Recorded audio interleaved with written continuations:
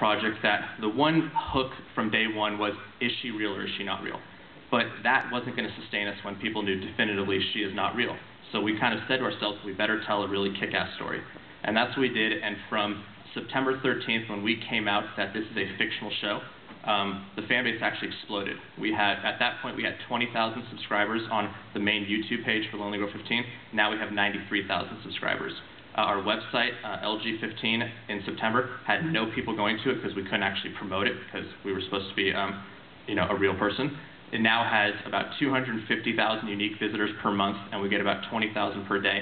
And I'd say anywhere from 1,000 to 5,000 of those people literally live on our website. They're there at least 10 hours a day. So the way we were able to do that is by telling the story. And this is on our website. This is called the LGpedia. It's a wiki-style encyclopedia run on open source wiki software. And it is 100% run by the fans. We do not touch this section of our website. And as you see, it's had over 3 million page views. There's 979 articles. Anything you ever wanted to know about Lonely Girl 15 is in this LGpedia. And for us as writers, we'll be sitting in writing meetings all the time and we'll want to say, okay, let's have Bree talk about her mom. Wait, who's her mom again? What did she do? We jump in the LGpedia and find out. It's everything you wanted about me, my wife, our family. It's pretty insane. And every time there's a new video on this right side, the fans within maybe 15 minutes will have a transcription of the video. They'll have screenshots from the video. They'll find all the clues and puzzles that are in the video. It'll be a previously on Lonely Girl 15. It's amazing. So that's kind of one step. The 2 steps to growing an audience online are using the platform for the best functions it has. The other one is tell a really good story. The last one is get a lot of press. I don't know, this is kind of anecdotal because we got really lucky, so I can't really tell you how to get a lot of press. But this is a really cool article about Lonely Girl 15 in the New York Times, written by their television critic, and it was a feature on the show. Without using the words hoax or phenomenon, it was literally talking about what is the plot, what is the narrative, what is the character development, and I'm pretty sure it was the first time the New York Times have ever reviewed a web property, as it was just a complete, entertainment brand, and for us it was a huge moment. We were pretty excited. So I can't help you with the press. We got lucky. So the reason I kind of told you about that stuff of what our show is I want to talk about how we tell Lonely Girl 15. It's not just 2-minute videos that we upload 4 or 5 of them a week. There is this massive interactive component, as I told you, about the characters being real, talking to them, solving puzzles. So I'm going to kind of take you through a week of a Lonely Girl 15 fan. And so I'm going to start with what we did. I think it was about 2 weeks ago now, and I'm going to tell you what we did from kind of day 1 through the end of the week. So the first step is fans go and they watch a video. So this video, Be Part of Something, was one of the videos that once Bree went with the Hymn of One and became kind of officially, I'm going to go with the bad guys, she started making recruiting videos. And the videos were a whole new kind of style. They weren't the video blogs. They were a little more third person, and they were pretty creepy. It was really cool music. And so these were the videos. Now, in these videos, there was a puzzle layered into the videos. And what happened was, if you take the first word of the first sentence of each sentence in the video, you get a code. And what basically behind the scenes, the person who was helping Bree shoot these videos, edit them, and upload them to the internet was actually a member of the Hymn of One, but was kind of a secret informant working for the good guys, the resistance movement. So she was helping Bree make these videos, and the fans went and they solved the puzzles.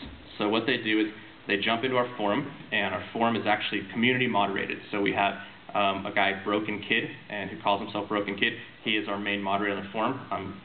The LGpedia is moderated by fans as well. There's a guy, Jay Henry, who's the head moderator, and we could not do this without them. They're amazing.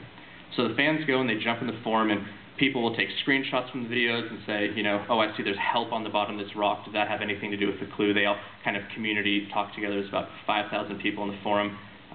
There's been over 350,000 posts in the forum to date. And so they figure out what the puzzle is. Once they solve the puzzle, they go and they tell the characters.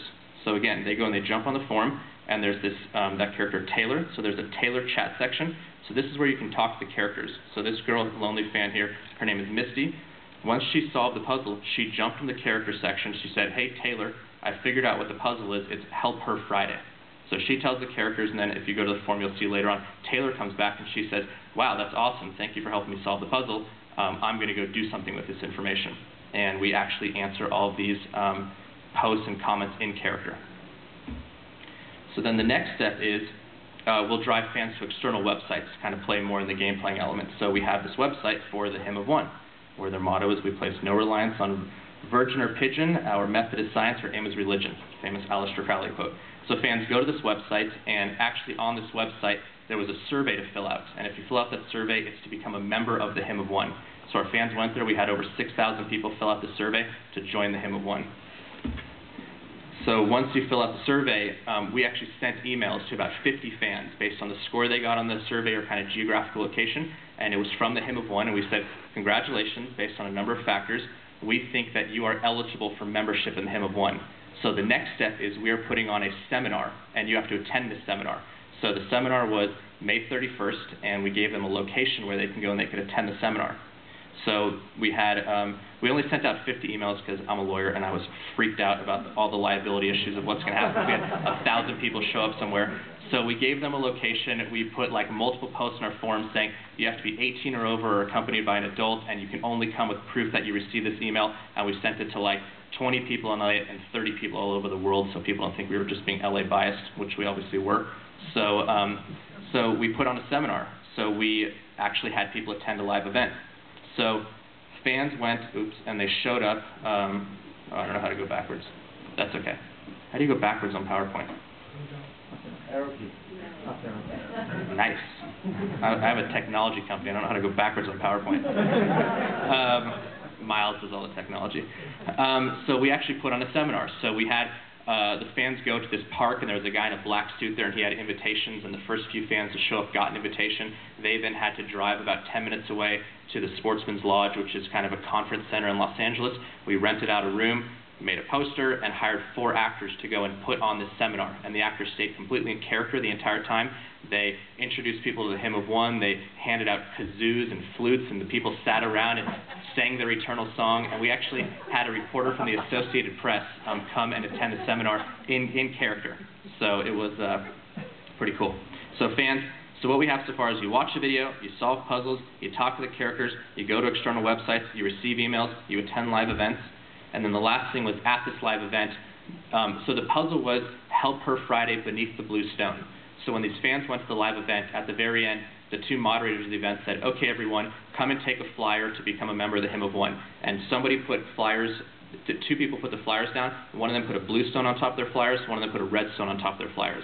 So the fans in the know grabbed the blue flyer and the blue stone. On that flyer had a phone number at the bottom. So that fan went, took that phone number. We had our characters meet the fans outside in the parking lot, in character, run up to them and say, hey, did you find any cool information there? And the fan said, yeah, I found this flyer under the blue stone. So they called the phone number, and that phone number had this cryptic, bizarre message that only our characters would understand. So our characters used that, figured out where Bree was located, went to that location the next day, and kidnapped her back from the order, and she was back with the gang. So that's kind of how that week went of Lonely Girl 15. Now the cool part about this is all this in-game interaction feeds back into the video viewing experience. So we give the fans choices. You can either choose to only watch the videos. So during that week, we uploaded, I think, 5 or 6 videos, and every video explained piece by piece what happened. So the first video was that crazy Bree puzzle. The next video is one of the characters saying, hey, there was a puzzle in that video, thanks to Misty out in St. Petersburg, Florida, for helping us solve the puzzle. The next video was, we're supposed to go to a seminar because that's what it says, and every video step of the way layered in all of the interactivity that was happening offline. So if you just watched 5 or 6 videos in a row, you'd completely get the story I just told you. But if you want to participate and do all those elements, you get this really enhanced viewing experience where you kind of know some of the plot that's going to happen even before it happens, and you almost feel ownership of it because you're the person that's pushing the plot forward. Because if these puzzles aren't solved, then the characters really can't go do the next steps. So we kind of build in all that together, or you can just be somewhere in between. So watch some videos, kind of read all the content that these super fans are putting out there, but actually not make the content yourself, which is probably what our core audience does. They get on the website, read the forum, read the LGPedia, watch the fan videos, but don't actually make them themselves.